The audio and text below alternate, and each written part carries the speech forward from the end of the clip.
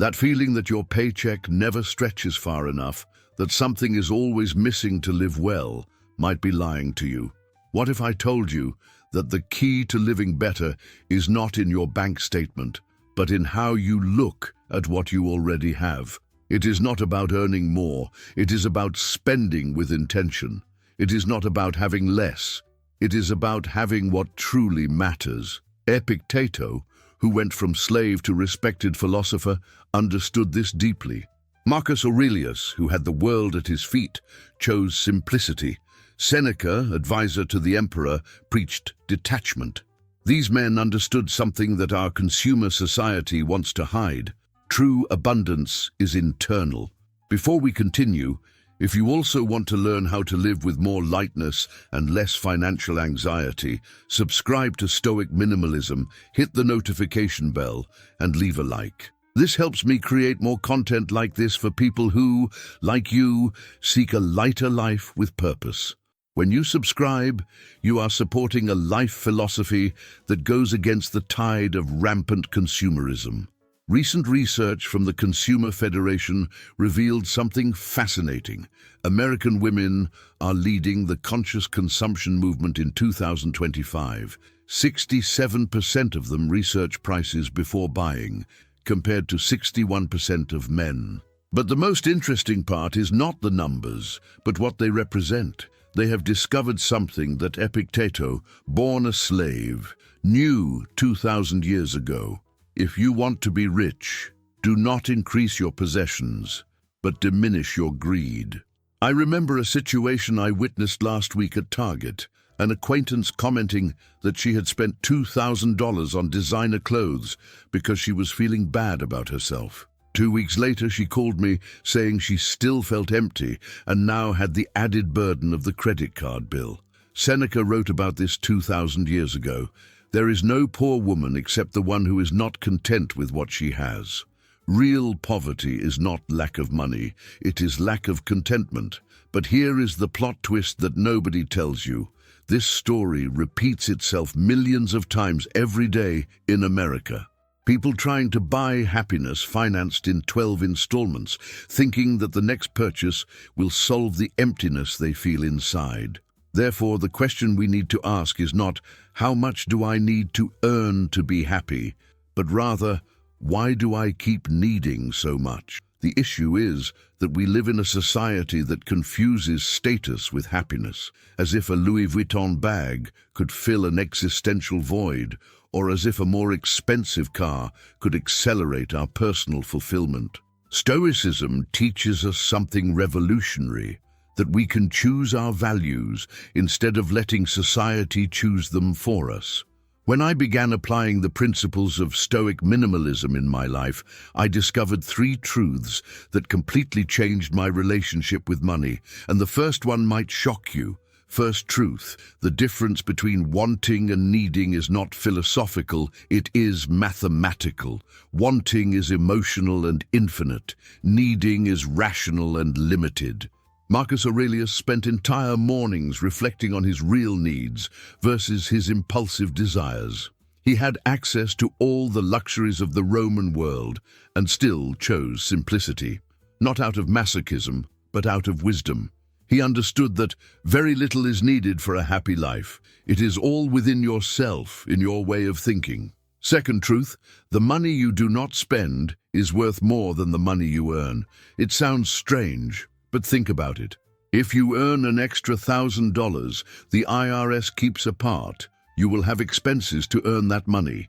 If you save $1,000, they are completely yours. Epicteto taught, wealth does not consist in having great possessions, but in having few needs. Spending less is always within our reach. Earning more is not always.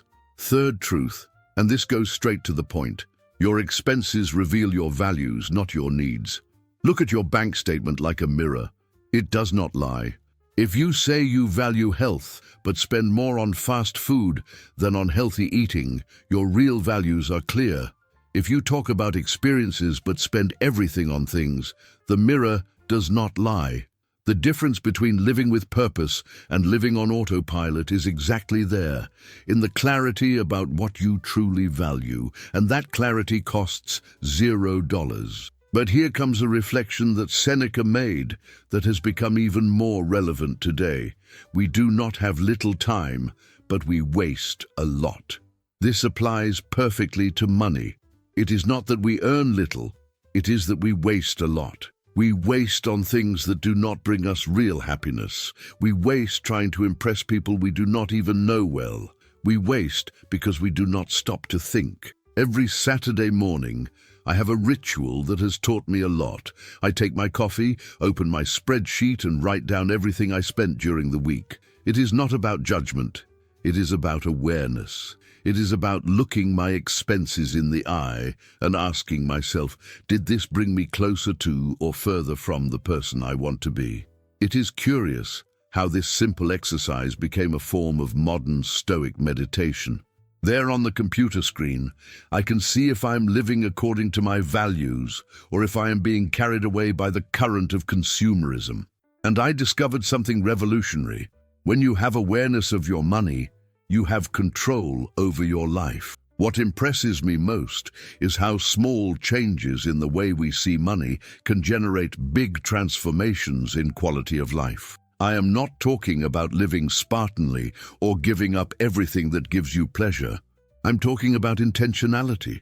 I'm talking about stopping being a slave to your desires and becoming the architect of your choices. For example, instead of buying clothes every week at the mall, how about creating a capsule wardrobe with pieces you truly love?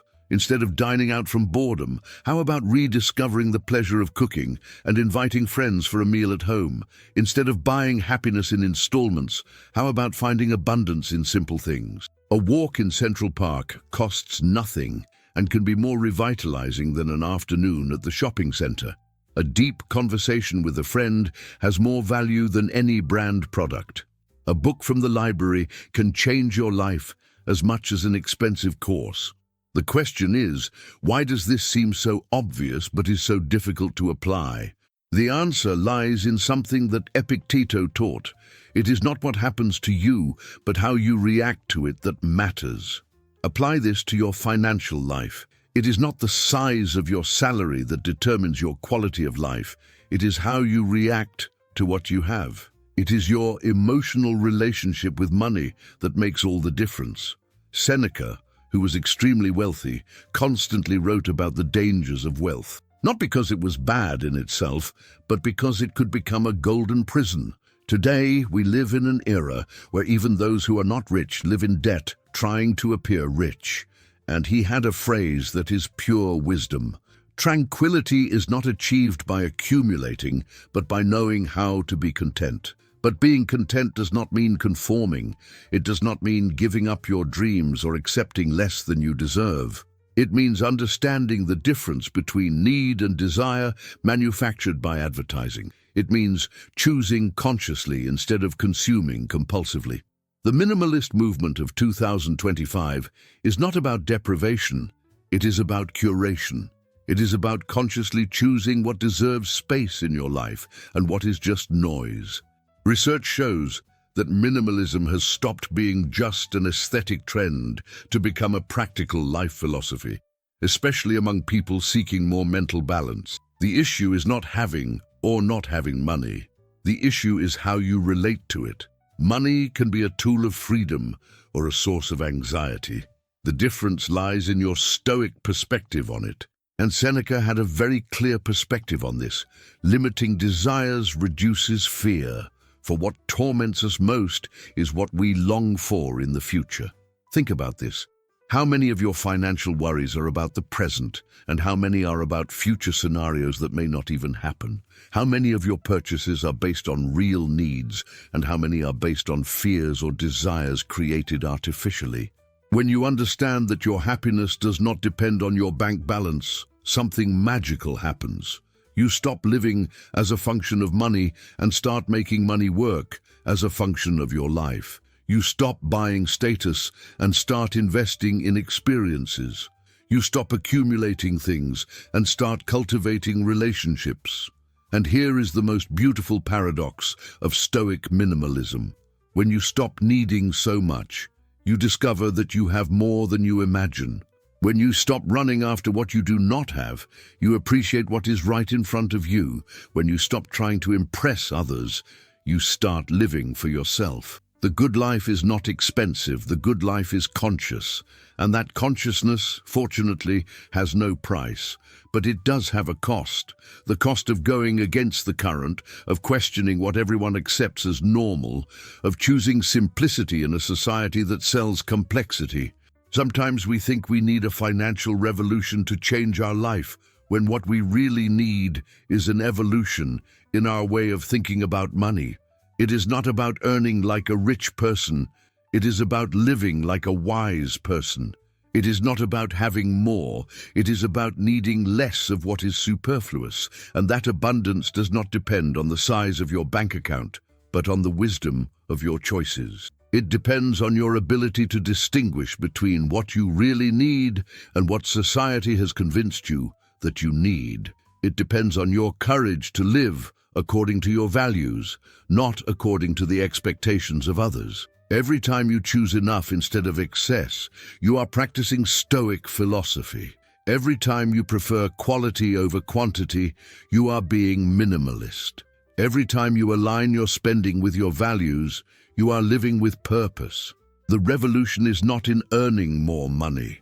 The revolution is in realizing that you already have enough to start living the life you really want. The difference between a mediocre life and an extraordinary life is not in what you own, but in how you relate to what you own. The secret is not having more. The secret is wanting less of what is superfluous and more of what is essential. It is simple, but it is not easy. It requires daily practice, constant reflection and courage to swim against the current of consumerism. It requires that you stop comparing yourself with others and start comparing yourself with who you were yesterday. But when you find that balance, when you align your spending with your values, when you choose consciously instead of buying impulsively, something extraordinary happens. You discover that you can live better without earning one more dollar. And this discovery, ironically, can be the first step for you to start earning more too. Because when you are not desperate for money, you make better decisions. When you are not trapped in debt, you have more freedom to choose jobs that really make sense for you. When you do not need to maintain an artificial standard of living, you can invest in yourself. Stoic minimalism is not about limitation. It is about liberation. Liberation from the tyranny of it is never enough, from the anxiety of I need to have more, from the fear of falling behind. It is about discovering that the race of consumerism is a race without a finish line, and that you can simply stop running. It is about discovering that the life you want may be much closer than you imagine, and that the first step to get there is not to earn more, but to waste less. It is not about increasing income, but about decreasing unnecessary expenses. Seneca had a phrase that sums it all up. Happiness is achieved not by fortune, but by righteousness and harmony with nature. Translating to today, the good life does not come from what you buy, but from how you live. It does not come from what you accumulate, but from what you choose to keep. It does not come from what you have, but from who you are. If this content has made sense to you, subscribe to Stoic Minimalism and leave a like. This shows me that there are people out there interested in living with more lightness and less pressure. When you subscribe, you are supporting a movement of people who chose to exit the matrix of consumerism and live more consciously. And if you want to continue this conversation, write in the comments, "Less is freedom." This is the phrase that summarizes everything we have talked about today. I want to know if you too are tired of living chasing things that do not bring real happiness. To finish, I leave a reflection from Marcus Aurelius that can change your week. Very little is needed for a happy life. It is all within yourself, in your way of thinking. The extraordinary life you seek may be waiting for you to stop looking for it in the wrong places. It may be waiting for you to look inward, to look at what you already have and discover that enough is, yes, enough. It may be waiting for you to realize that true wealth is not in what you possess, but in who you have become. If you liked this content, comment "Less is freedom" down below. Thank you for watching, and see you in the next video.